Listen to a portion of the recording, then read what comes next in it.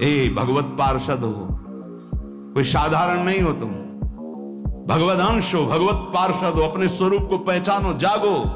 ये माया तुम्हें परास्त नहीं कर सकती, तुम स्वयं परास्त होना सीख गए हो, इसलिए परास्त हो रहे हो। भगवत मार्ग का मतलब क्या है, परमार्थ का मतलब क्या है? अखंड स्मृति। और इस स्मृति को हर वस्तु व्यक्ति स्थान छीनना चाहता है। हम हर जगह अपने आप को परिपक्व करना सीखें, अपने को बचाना नहीं, अपने को हटाना नहीं, अपने को उसी में खड़ा करके परिपक्व करना सीखें। बीच बाजार में बैठे समाधिस्थ रहे, तब तो भजन का लाभ समझ में आएगा। सामने अनंत ब्रह्मांडों के स्वामी की महिमा और एक तरफ माया की महिमा।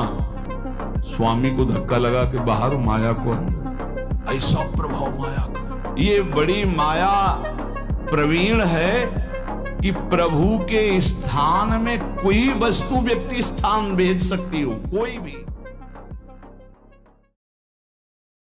हमारे प्रभु ही जब सृष्टि रचना का समय आता है तो ब्रह्मा रूप धारण कर लेते हैं, पालन करने के लिए विष्णु रूप धारण कर लेते हैं, और विनाश लय करने के लिए रुद्र रूप शिव रूप धारण कर लेते हैं। इसलिए हमारे प्रभु महान जगन नियंता हैं। ऐसा भाव उपासक के जब हृदय में आ जाता है तो किसी अन्य का आश्रय नहीं लेता, अन्य का आश्रय नहीं लेता। सही बात मानो, माया का बड़ा प्रभाव है। आप सोचो इस जगत में कितने धनी होंगे। जितना त्रिभुवन में आप धन देख रहे हैं, कुबेर जी के एक खजाने के कोने में रखा है। अपार धन वैभव के स्वामी, रिद्धियां सिद्धियां नौ निधियां कुबेर।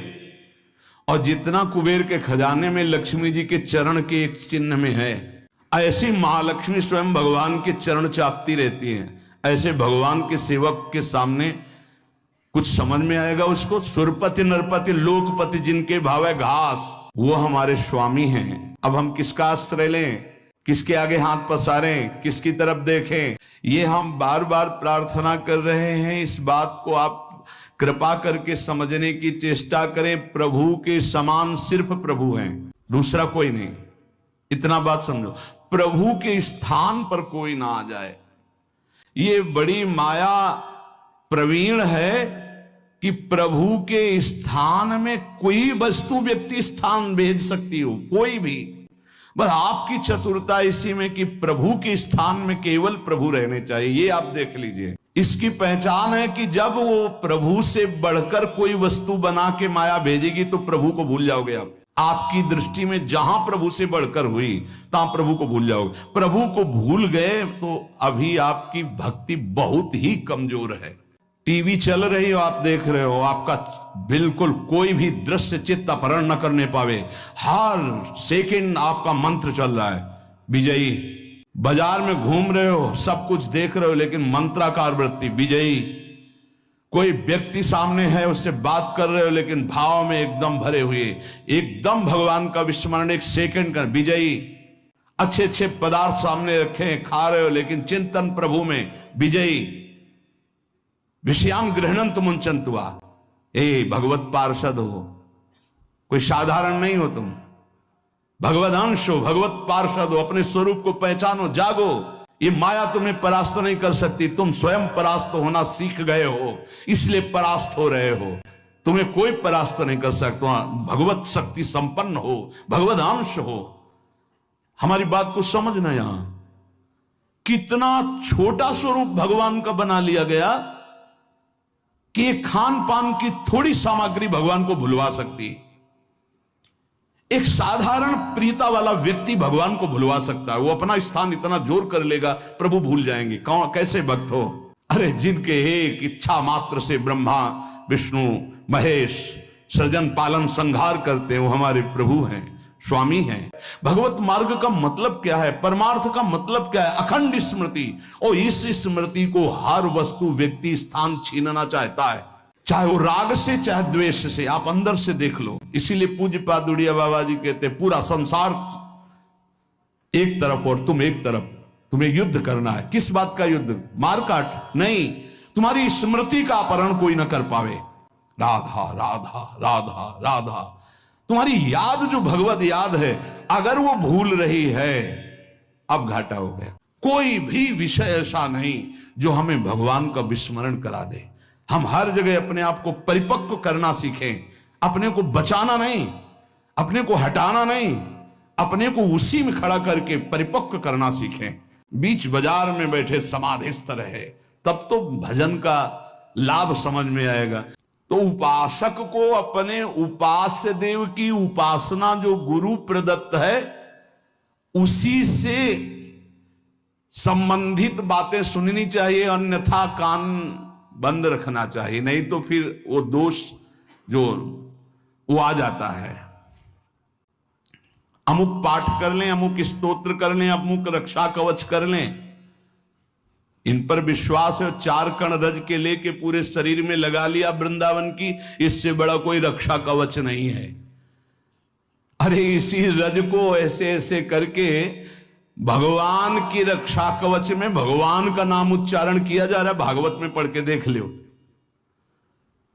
ये वो रज है जो भगवान स्वयं अपने मस्तक पर धारण करते हैं। हम लोग बहुत ढीले हैं, भक्ति के विघ्न को हम विघ्न ही नहीं मानते। कितनी देर से भजन छूटा है तुम्हारा, कितनी देर से तुम प्रभु से विमुख हो उस वस्तु व्यक्ति स्थान के प्रलोभन में। बहुत सावधान, बहुत सावधान। माया की चकाचौंध भुलवा देती है, हरि को चकाचौंध भुलवा देती है।